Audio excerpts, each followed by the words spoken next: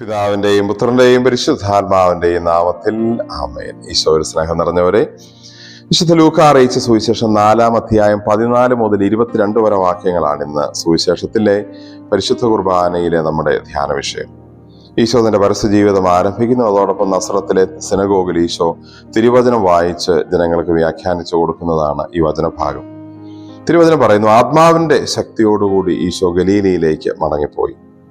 ഇപ്രകാരം ആത്മാവിന്റെ ശക്തിയോടുകൂടി ഗലീലയിലേക്ക് പോയ ഈശോ തൻ്റെ കൂടെ എപ്പോഴും, അല്ലെങ്കിൽ തൻ്റെ മേലെപ്പോഴും പരിശുദ്ധാത്മാവിന്റെ അഭിഷേകമുണ്ടെന്ന് തിരുവചനത്തിലൂടെ സ്വർഗം വെളിപ്പെടുത്തി കൊടുക്കുന്നത് ഈ സിനഗോഗിൽ തിരുവചനം വായിക്കുമ്പോൾ മനസ്സിലാക്കുകയാണ്. തിരുവചനം പറയുന്നതാണല്ലോ, പുസ്തകം തുറന്നപ്പോൾ ഇപ്രകാരം എഴുതിയിരിക്കുന്നത് അവൻ കണ്ടു. കർത്താവിന്റെ ആത്മാവിന്റെ മേലുണ്ട്. പുസ്തകം തുറന്നപ്പോൾ എന്നതിനെ കുറിച്ചാണ് ഇന്ന് നമ്മൾ ധ്യാനിക്കുന്നത്. പിതാവ് ഈശോയെക്കുറിച്ചുള്ള തൻ്റെ പദ്ധതിയും തൻ്റെ ആഗ്രഹങ്ങളും എല്ലാം വെളിപ്പെടുത്തുന്നത് വിശുദ്ധ ഗ്രന്ഥത്തിലൂടെയാണ്. വിശുദ്ധ ഗ്രന്ഥം തുറന്നപ്പോൾ എഴുതിയിരിക്കുന്നത് ഈശോ കണ്ടതാണ് തന്നെക്കുറിച്ചുള്ള വാക്യങ്ങളായി ഈശോ മനസ്സിലാക്കുന്നത്. നമ്മളും പുസ്തകം തുറക്കണം. പുസ്തകം എന്നത് ബൈബിളാണ്. ദ ബുക്ക് എന്ന് പൊതുവെ പറയപ്പെടുന്നത് വിശുദ്ധ ബൈബിളിനെ കുറിച്ചാണ്. വിശുദ്ധ ഗ്രന്ഥം എന്നും വായിക്കുന്ന പതിവുണ്ടെങ്കിൽ നമുക്കും ഈശോയെ പോലെ നമ്മളെക്കുറിച്ചുള്ള ദൈവഹിതങ്ങൾ വെളിപ്പെട്ട് കിട്ടും. തിരുവചനം പറയുന്ന അങ്ങനെയാണല്ലോ, പതിവ് പോലെ അവൻ സിനഗോഗിൽ പ്രവേശിച്ച് വായിക്കാൻ എഴുന്നേറ്റു. അവനത് പതിവായിരുന്നു. വല്ലപ്പോഴും ചെയ്ത ഒരു കാര്യമായിരുന്നില്ല, അവിചാരിതമായി അവിടെ പോയതല്ല, പതിവായിരുന്നു. പതിവായി വായിക്കുമ്പോൾ ദൈവം എന്നും നമ്മോട് തിരുവചനത്തിലൂടെ സംസാരിക്കും. പരിശുദ്ധ കുർബാനയിലെ സുവിശേഷത്തിലൂടെ ഓരോ ദിവസവും ഈശോ നമ്മളോട് സംസാരിക്കുകയും അന്നന്ന് വേണ്ട ആഹാരം പോലെ അന്നന്ന് വേണ്ട മാർഗനിർദ്ദേശങ്ങൾ അതിലൂടെ നമുക്ക് നൽകുകയും ചെയ്യുന്നുണ്ട്. അതുകൊണ്ട് നമ്മൾ എന്നും ബൈബിൾ വായിക്കുന്നവരാകുമ്പോൾ നമുക്കതിലെ കാര്യങ്ങളോട് ബന്ധമുണ്ടെന്ന് നമുക്ക് തോന്നും. ദൈവം നമ്മളോട് സംസാരിക്കുന്നുണ്ടെന്ന് നമുക്ക് മനസ്സിലാകും.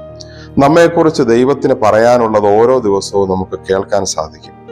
നമ്മിലും ദൈവത്തിന്റെ വചനങ്ങൾ പൂർത്തിയാകും. ഈശോ പറയുന്നതാണ്, നിങ്ങൾ കേട്ടിരിക്കെ തന്നെ ഇപ്പോൾ ഈ കാര്യം എന്നിൽ നിറവേറിയിരിക്കുന്നു. നമുക്കും ദൈവം നമ്മളോട് പറയുന്ന കാര്യങ്ങൾ ബന്ധമുണ്ടെന്നും തിരുവചനത്തിലെ കാര്യങ്ങൾക്ക് നമ്മളോട് ബന്ധമുണ്ടെന്നും അത് എന്നോട് ദൈവം സംസാരിക്കുന്നതാണെന്നും അത് എന്നിൽ പൂർത്തിയാകുന്ന ദൈവത്തിന്റെ പദ്ധതികളാണെന്നും ഒക്കെ മനസ്സിലാകുന്നത് നമ്മൾ പതിവായി ബൈബിൾ വായിക്കുമ്പോഴാണ്.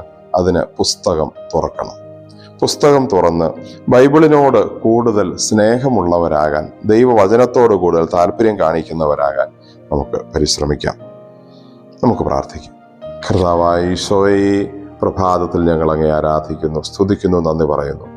ഞങ്ങളുടെ ജീവിതത്തിൽ പല രീതിയിൽ അങ്ങ് ഞങ്ങളോട് ഇടപെടാറുണ്ട്, വെളിപ്പെടാറുണ്ട്, സംസാരിക്കാറുണ്ട്. തിരുവചനത്തിലൂടെ ഞങ്ങൾക്ക് എഴുതപ്പെട്ട് കിട്ടിയിരിക്കുന്ന ദൈവനിവേശിത ഗ്രന്ഥമായ ബൈബിളിലൂടെ, തിരുവചനത്തിലൂടെ അങ്ങ് ഞങ്ങളോട് സംസാരിക്കുന്നുവെന്ന് ഞങ്ങൾ മനസ്സിലാക്കുന്നു. കർത്താവെ, വിശുദ്ധ ഗ്രന്ഥത്തിന് ജീവിതത്തിൽ ഏറ്റവും പ്രധാനമായ സ്ഥാനം കൊടുക്കുവാനും വചനത്തിലൂടെ സംസാരിക്കുന്ന അങ്ങയെ കേൾക്കുവാൻ കൂടുതൽ താല്പര്യമുള്ളവരാകുവാനും ആ നിർദ്ദേശങ്ങൾക്കനുസരിച്ച് ഓരോ ദിവസവും ജീവിക്കുവാനും ഞങ്ങളെ ശക്തരാക്കണമേ. തിരുവചനം എല്ലാവരിലേക്കും എത്തപ്പെടുവാൻ അങ്ങ് അനുഗ്രഹിക്കുകയും അതിന് ഞങ്ങളെ ഉപകരണങ്ങളാക്കുകയും ചെയ്യണം.